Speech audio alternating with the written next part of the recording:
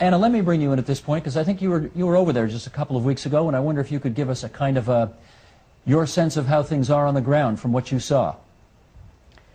Yes, indeed. I returned from Sri Lanka about 2 weeks ago, and what I saw on the ground can probably best be described as a humanitarian disaster.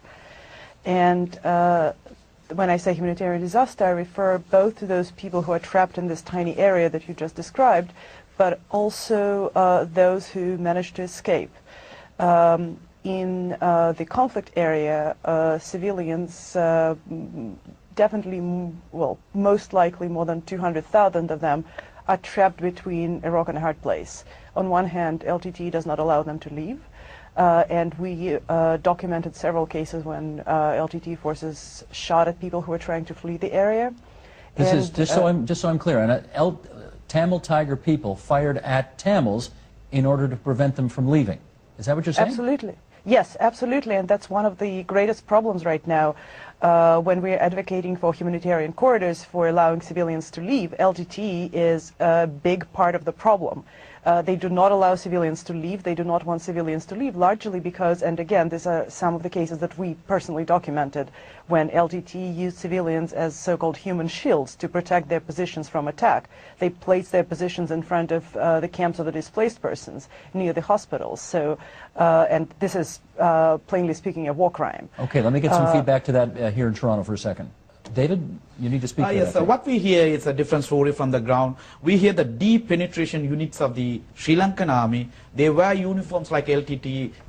They go into the areas. They are shooting at civilians. They are putting the blame on the Tigers. That's what we hear. But we respect HRW. It's a great organization. But first of all, we have to understand they are not on the ground. They went up to Vavuniya. They heard the evidence from Vavuniya where the illegal detention camps, internment camps are being operated. People are so scared to tell the true story. Okay, and let me hear from Anna. Anna, is his explanation possible?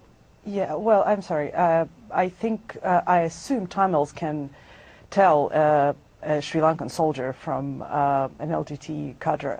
And the accounts we got were definitely not from Sinhalese propaganda. They were from people who were trapped in these areas, who themselves tried to flee, or who lost family or neighbors in these kind of incidents. Okay, Lennon, do you have any reason to suspect Human Rights Watch's report on this? Of course, actually, it's very clearly she has said. It's been, even the United Nations has given a very clear statement. It says, the LTT continues to actively prevent people leaving, and reports indicate that a growing number of people trying to leave have been shot and sometimes killed. It's not my wording. It is the United Nations has issued a press statement.